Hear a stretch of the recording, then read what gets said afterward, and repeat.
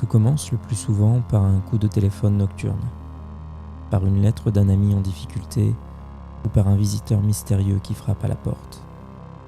Innocents, curieux, secourables, les investigateurs novices vont être pris dans un engrenage qui va broyer leur vie quotidienne, leur carrière, leurs amitiés et leur famille. Au risque d'y perdre santé, vie et raison, nos héros vont se laisser entraîner par une curiosité insatiable pour la face cachée de la réalité. Ces secrets que l'humanité n'était pas censée découvrir. Bienvenue dans les Échos d'Arkham, un podcast dédié au jeu de rôle L'Appel de Cthulhu. Je suis Kevin et aujourd'hui je vous propose une session d'archéorolisme. Si vous êtes des habitués de la chaîne, vous savez que nous nous intéressons à l'histoire du jeu de rôle dans son ensemble et particulièrement sur l'histoire et les publications de l'Appel de Cthulhu de Chaosium. Si c'est votre première fois chez nous, alors bienvenue. Les Échos d'Arkham, c'est avant tout un podcast, principalement audio, qui traite de tout ce qui tourne autour du jeu de rôle L'Appel de Cthulhu et des autres jeux de rôle de thème Lovecraftien. On y parle de l'histoire du jeu de rôle emblématique du paysage rôliste qui est L'Appel de Cthulhu, de ses publications, des thèmes qu'il aborde, etc. D'ailleurs, j'en profite, si vous n'êtes toujours pas abonné à la chaîne et que vous regardez cette vidéo, je vous invite à le faire dès à présent en cliquant sur le bouton s'abonner. On le répétera jamais assez, mais vous abonner nous montre votre intérêt pour notre travail et nous encourage à continuer. Alors, merci à vous.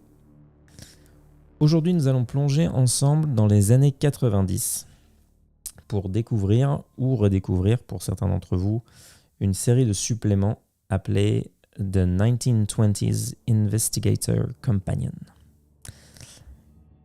Alors, ces suppléments, ça a d'abord été deux volumes. Deux volumes que je vais vous montrer. Alors, qui s'appelait For the 1920s Investigator Companion, dont on a le volume 2 ici. Alors, je vais vous montrer à quoi ressemblait le volume 1 et le volume 2. Ils ont été publiés par Chaosium, respectivement en août 93 pour le volume 1 et en février 94 pour le volume 2. Puis, ils ont été réunis en un seul ouvrage par les éditions Descartes en France en 95 et rebaptisé plus simplement le manuel de l'investigateur. Alors le manuel de l'investigateur, certainement que vous l'avez peut-être chez vous, en tout cas vous le connaissez, vous l'avez déjà vu, c'est sûr. Je vais vous le montrer, il est par ici.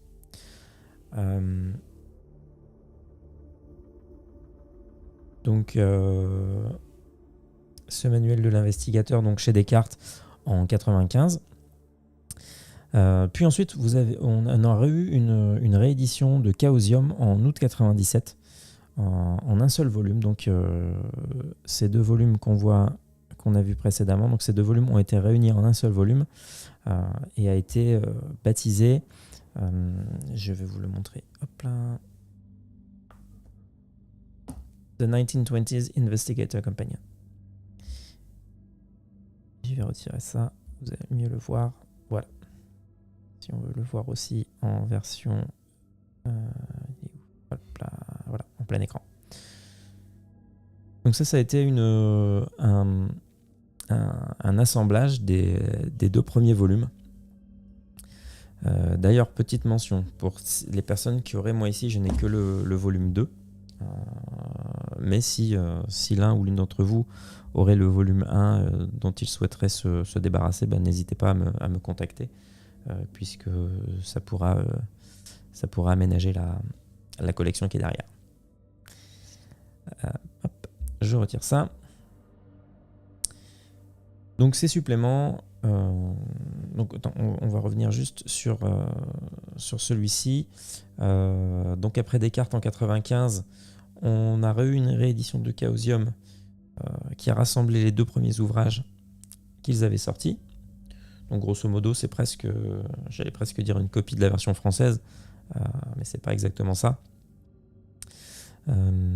Ce manuel-là a repris les deux volumes en y ajoutant quelques illustrations supplémentaires et une superbe couverture qu'on voit ici de John T. Snyder.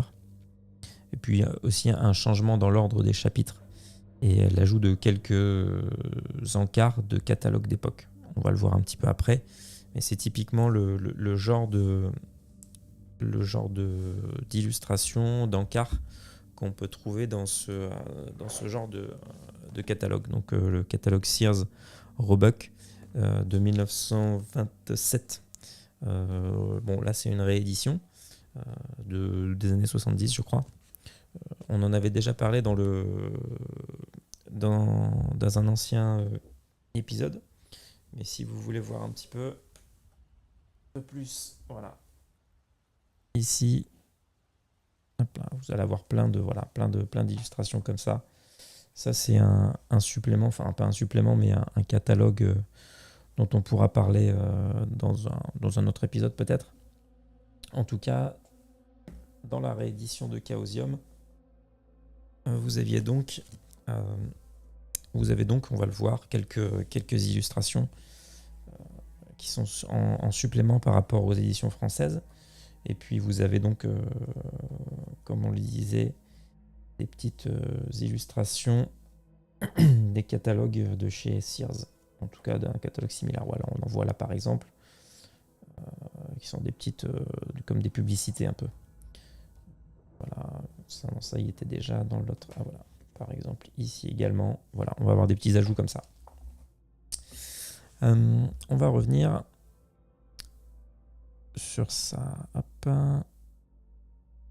Donc ce que je vais vous proposer, ça va être de parcourir ces suppléments ensemble pour pouvoir les survoler un peu, voir leur contenu et les comparer quelque peu. À noter que donc c'était des suppléments de contexte qui étaient destinés principalement aux joueurs, puisque c'est surtout des aides aux investigateurs. Donc c'est toujours utile pour un gardien d'avoir ce genre de manuel, mais c'était surtout destiné, je pense, aux joueurs.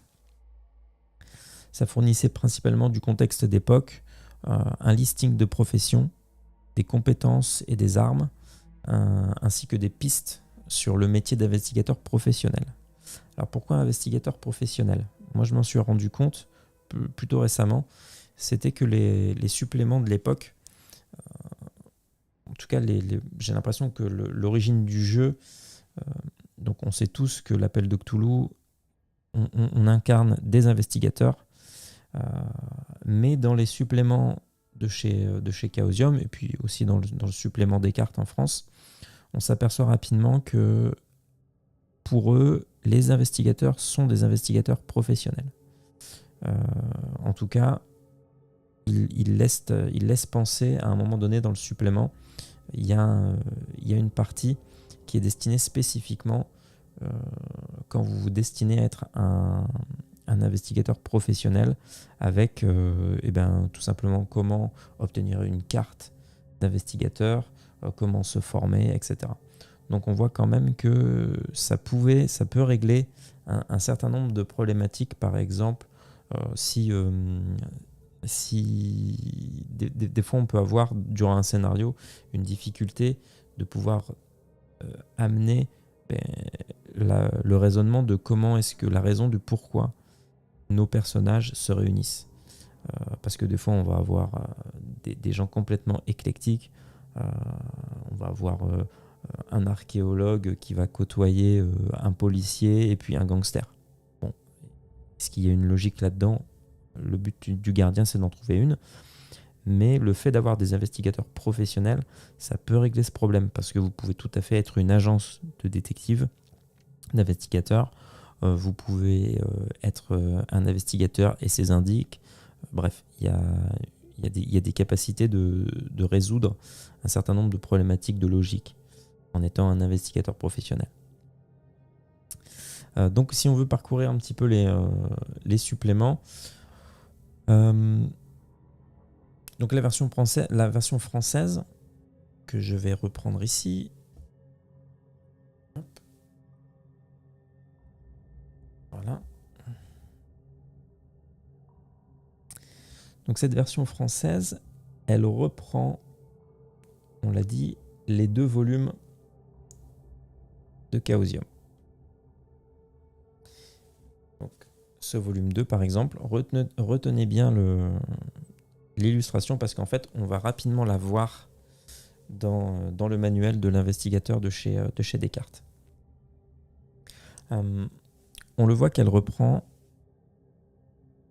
hop, par ici, on va le voir très très rapidement, regardez, hop, là c'est la couverture de la V1, enfin, du volume 1.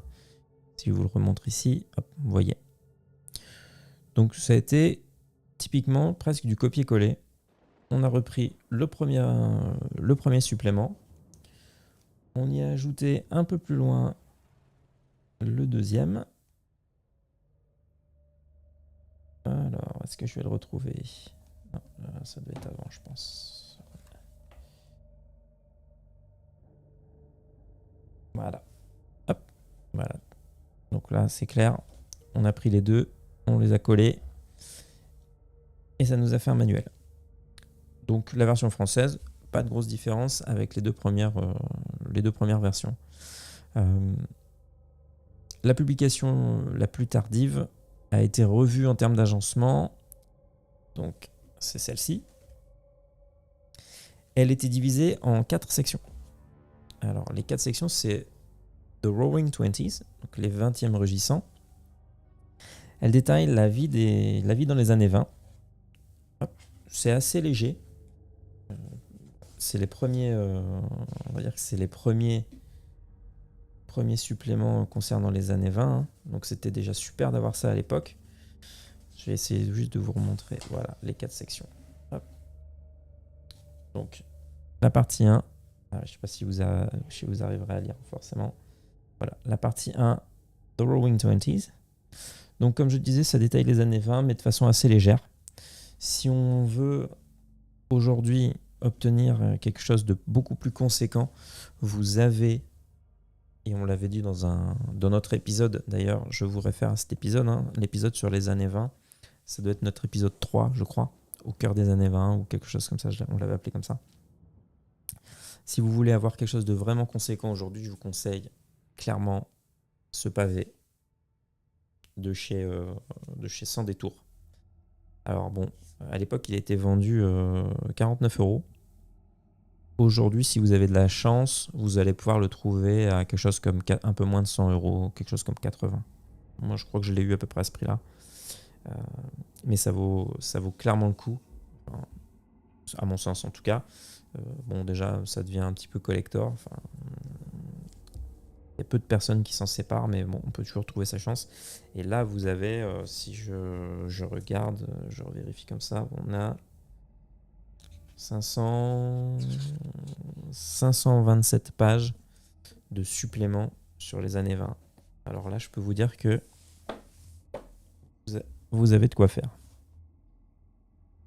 Hop. Là c'est du gâteau. Là, ça fait plaisir d'avoir ça. Voilà. Énormément. Donc c'est divisé en chapitres année après année, de 1920 à 1929, je dirais.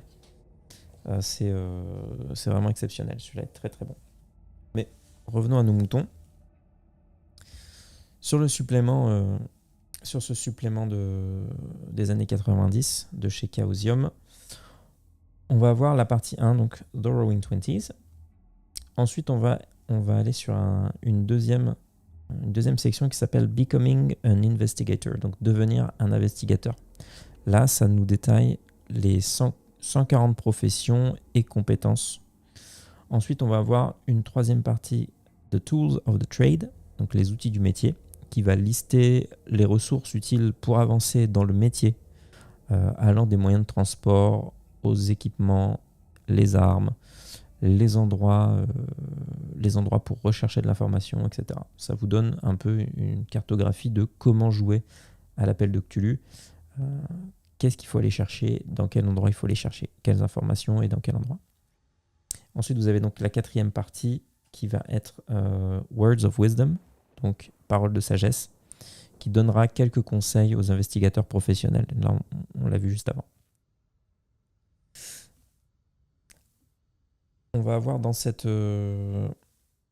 supplément-là, on l'avait dit, quelques illustrations supplémentaires donc, qui sont signées Carrick. Elles sont plutôt sympas ces illustrations. Je vais essayer de vous en montrer une ou deux.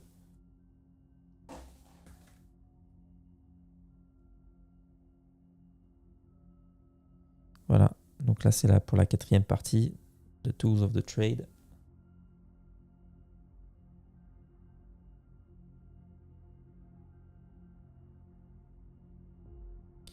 Becoming an Investigator. Celle-là, elle est sympa. Je vais essayer de vous la zoomer un peu. Je sais pas si... je vais comme ça directement. Si vous arrivez un peu à lire à l'envers. Je sais pas si... J'arrive pas bien à vous le montrer. Pardon. Voilà. Donc c'est un livre. Et si on le retourne... Le roi qui porte des guenilles jaunes. Donc c'est écrit en français en plus, donc c'est plutôt sympa.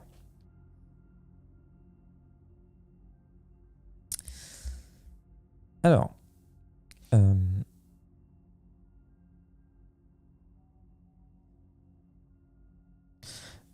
petite différence qu'on va avoir, moi je l'ai noté, mais c'est quand même c'est un détail, mais je trouve que c'est assez significatif.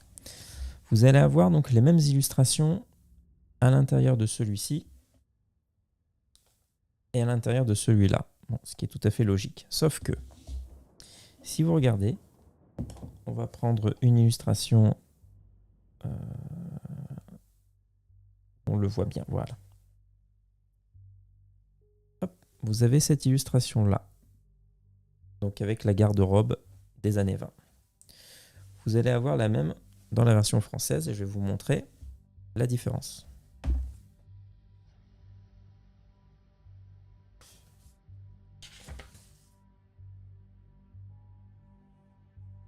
Alors j'espère que vous allez le voir. Je vais essayer de vous le zoomer un peu, mais vous allez voir la différence de qualité quand même de l'impression. Voilà. Là on avait, alors je ne sais pas comment s'en détourne, Descartes a récupéré les fichiers à l'époque, mais je pense qu'ils ont fait un scan qui était certainement de mauvaise qualité hein, pour l'époque dans les années 90 et ils ont collé dessus. Donc là on voit vraiment une différence de qualité sur les illustrations qui est assez dommage parce qu'en fait elles sont très jolies dans le manuel d'origine. Mais bon, certainement qu'à l'époque c'était pas aussi facile de se transmettre de l'illustration. On n'avait pas de mail et tout ça à l'époque, donc c'était plus compliqué pour réussir à obtenir les illustrations d'origine. D'ailleurs, si un ancien de chez Descartes, je passe une petite annonce, mais bon, s'il y a des personnes qui travaillaient chez Descartes à l'époque et qui nous écoutent, qui seraient intéressées pour intervenir sur le podcast, nous expliquer l'histoire du jeu et puis et des suppléments et comment ils travaillaient, c'est avec grand plaisir. N'hésitez pas à me contacter, je laisserai de toute façon mon adresse email vous avez l'adresse email sur le podcast, hein, c'est leséchosdarkham@gmail.com. Donc n'hésitez pas. Ensuite, je reprends mes notes parce que... Donc la première partie, donc c'est idem à la version française, sauf qu'on a les différentes illustrations un petit peu moins qualitatives. Ensuite, on a la partie 2, devenir un investigateur.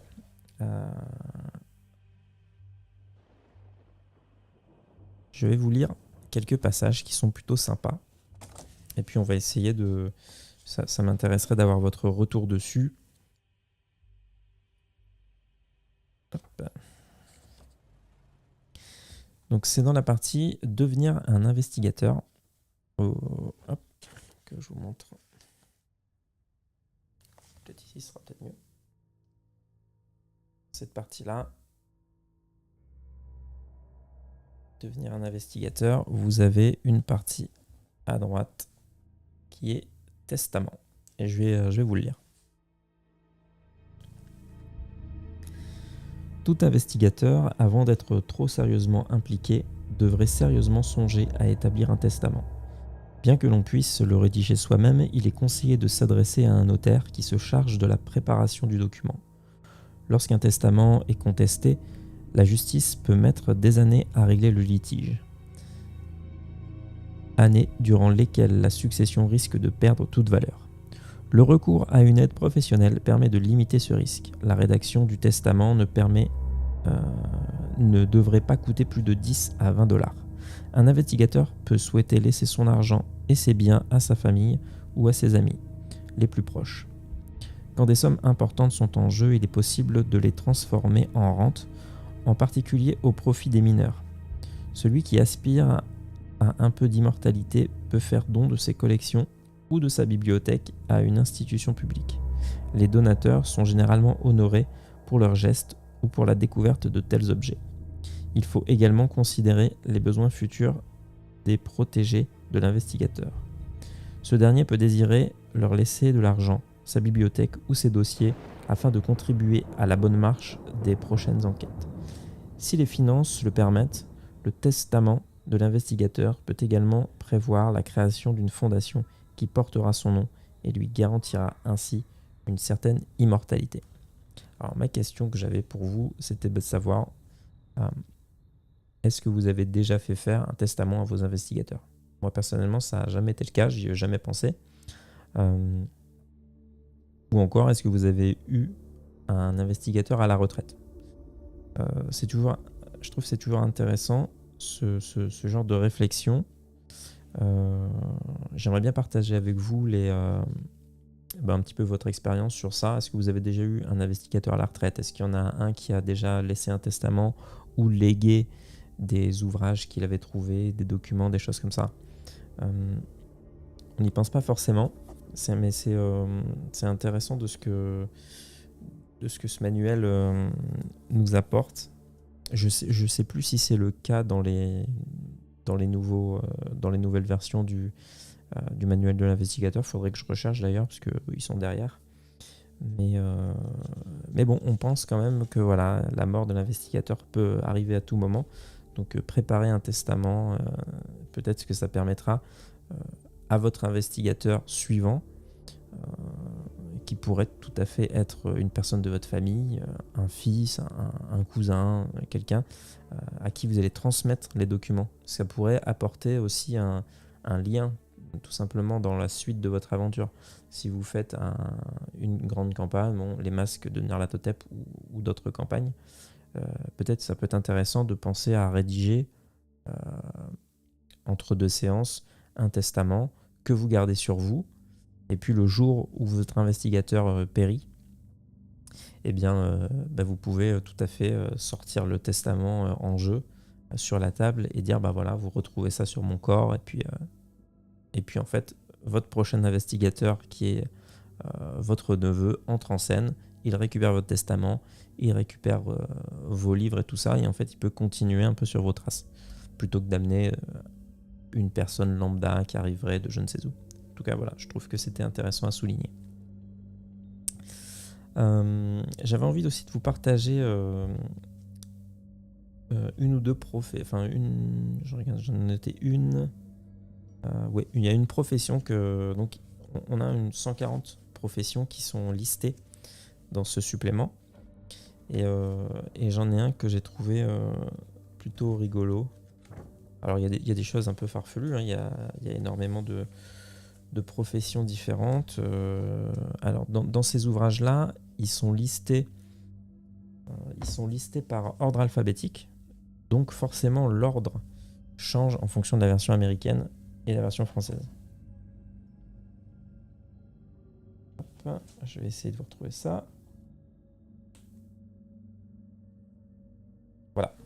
Donc dans la version américaine, ça commence par les arts et les personnes créatives. Là, on a l'architecte, designer, photographe. Dans la version française, on commence par l'armée. Donc l'armée, hop, ça va commencer avec l'officier, soldat, marine, matelot, mercenaire. Et là, j'avais envie de vous partager donc une profession. En page 85 pour ceux qui ont l'ouvrage chez eux. Et il s'appelle... c'est le guide de chasse, je crois. Je vais vérifier. En anglais, c'est Big Game Hunter. Donc, je ne sais pas trop comment traduire ça. Le chasseur de gros gibier, quoi.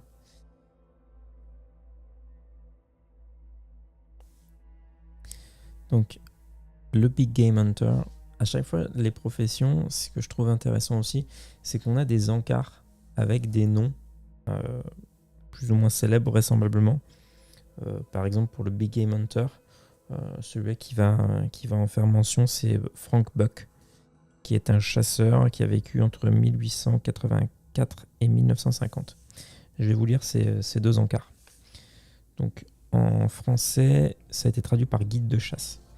Les guides de chasse sont des pisteurs et chasseurs compétents qui vivent en organisant les safaris de riches amateurs. La plupart se spécialisent dans une zone géographique du monde, comme les bois canadiens, les plaines africaines, etc.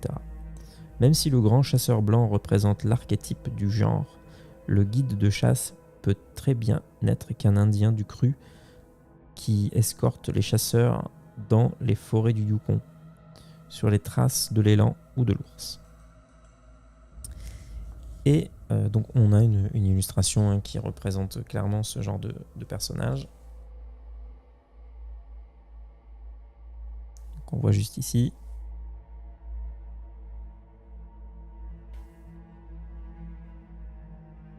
Voilà, le Big Game Hunter.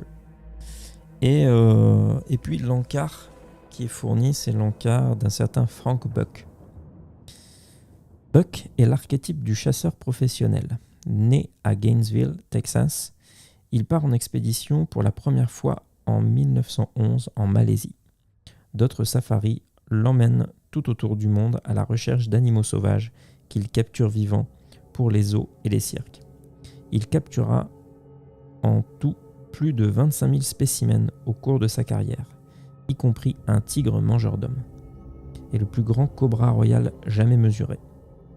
Il a décrit son expérience dans plusieurs livres comme « Ramenez-les vivants » 1931 et fera des films par la suite.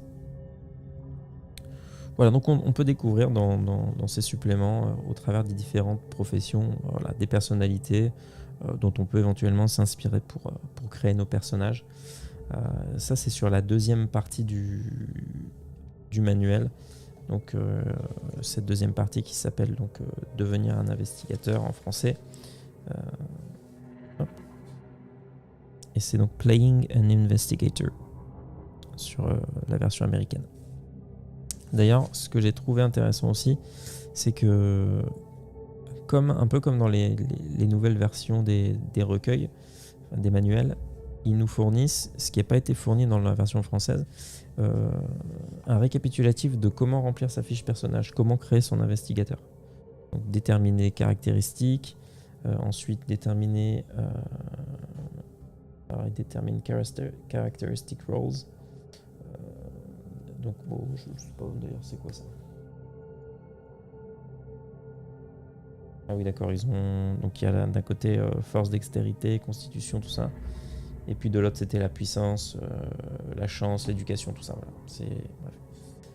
Donc déterminer ça, déterminer les différents points, les dommages, les bonus de dommages, etc., etc. Bref, on a un suivi de création de personnages qui peut être sympa. Là, ensuite, donc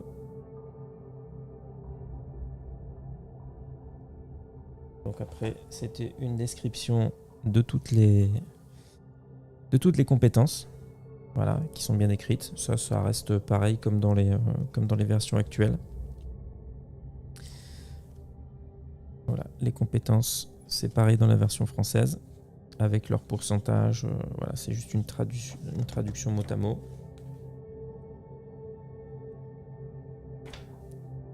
Et ensuite, vous aviez donc la dernière partie.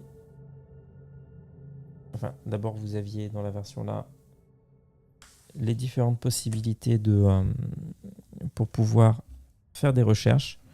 donc dans les public records, donc dans les archives officielles, hein, archives publiques, dans les journaux, les bibliothèques, etc. Un listing des différents journaux autour de la planète. D'ailleurs, je serais curieux de voir en France, donc Europe, Belgique, Angleterre, France.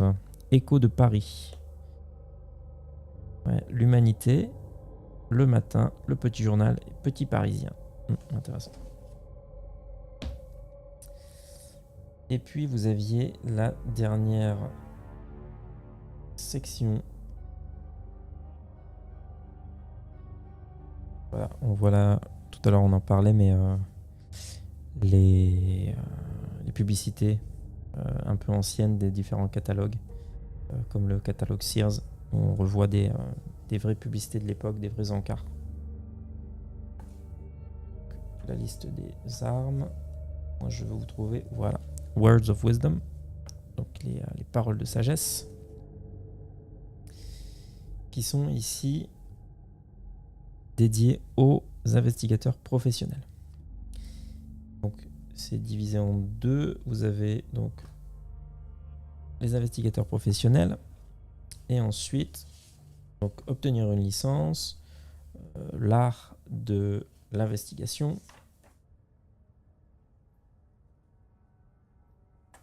et surtout vous aviez aussi après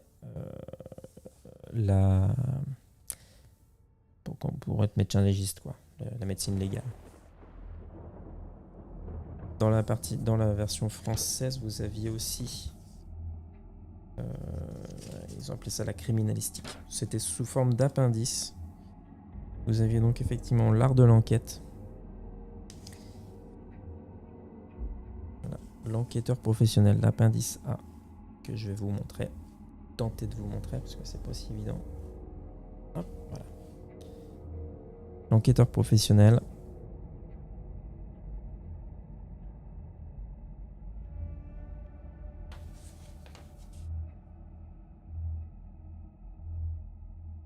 L'art de l'enquête, protéger les lieux du délit, garder les témoins, examiner le lieu. Donc là, on est vraiment sur de l'investigateur professionnel. Hein. Et ensuite, la criminalistique. Donc les empreintes digitales, la balistique criminelle, comment c'était à l'époque, dans les années 20, etc. Voilà, puis après, vous aviez des pubs pour les autres suppléments des cartes.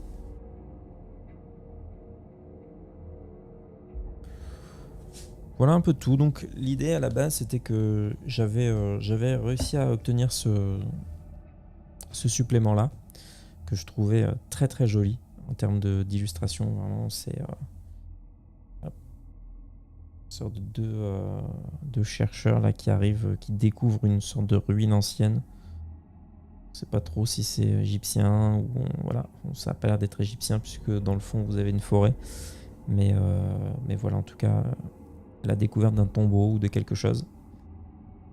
Et j'aimais beaucoup cette illustration et puis ça m'a donné envie d'acheter ce supplément.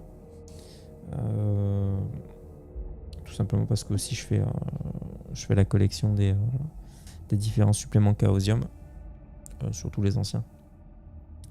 Et puis je me suis dit que ça aurait été intéressant de faire une vidéo sur ça. Donc je me suis aperçu que donc ça c'était bien un compendium des deux premiers volumes, dont un que je possédais.